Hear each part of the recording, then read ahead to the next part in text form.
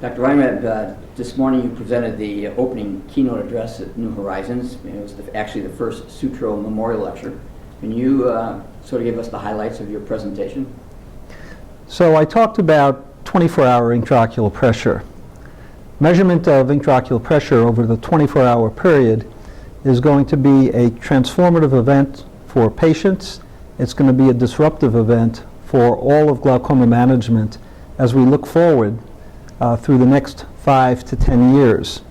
At the current time, we measure intraocular pressure only once during an office visit, and we might only do that once, twice, maybe 4 or 5 times a year in most patients. We're adjusting our medical management. We're making decisions on whether to do surgery or not on these single measurements of intraocular pressure. In fact, intraocular pressure varies throughout the day. It varies from day to day. It varies from week to week, month to month, and it could even be varying over seasons and years. The opportunity to measure intraocular pressure over a 24-hour period is a disruptive event because we're going to be learning new information about what causes glaucoma and what causes glaucoma progression.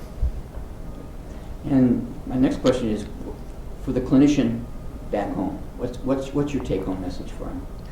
Well, there are several important implications of having the opportunity to measure 24-hour intraocular pressure and knowing that measuring 24-hour intraocular pressure is important.